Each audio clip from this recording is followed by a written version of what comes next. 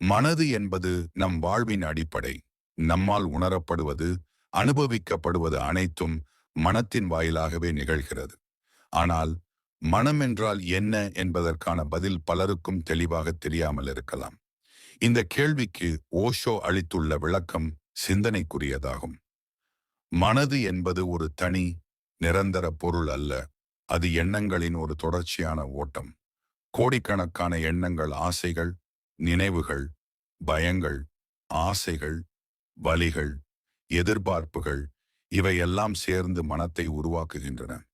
ஒரு பெரும் நதி பல சிறு நீரோடைகளால் உருவாகுவது போல, எண்ணங்கள் ஒன்று சேர்ந்து மனம் எனப்படும் ஓர் உணர்வுத் தொகுதியை உருவாக்குகின்றன.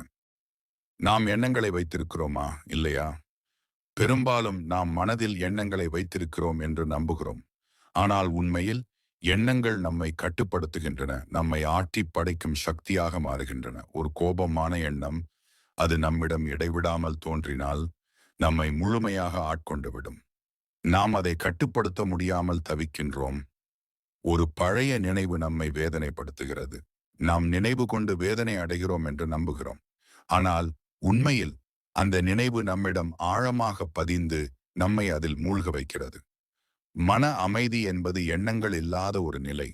அந்த அமைதியை நாம் அடைய நினைக்கும் போது நாம் எண்ணங்களை கட்டுப்படுத்த முயல்கிறோம். ஆனால் உண்மையான தீர்வு அதில் இல்லை.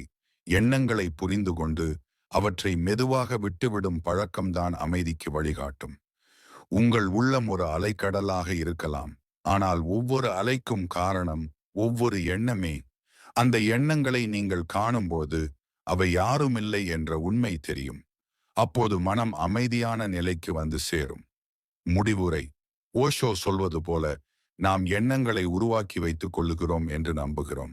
ஆனால் உண்மையில் அவை நம்மை கட்டுப்படுத்துகின்றன. இவற்றை புரிந்து கொண்டு மெதுவாக விடுவதை பழகும்போது மனம் பிரச்சனையற்ற அமைதியான நிலையை அடைகிறது. அந்த அமைதியே ஆனந்தத்தின் கதவாகவும் விழிப்புணர்வின் தொடக்கமாகவும் மாறுகிறது.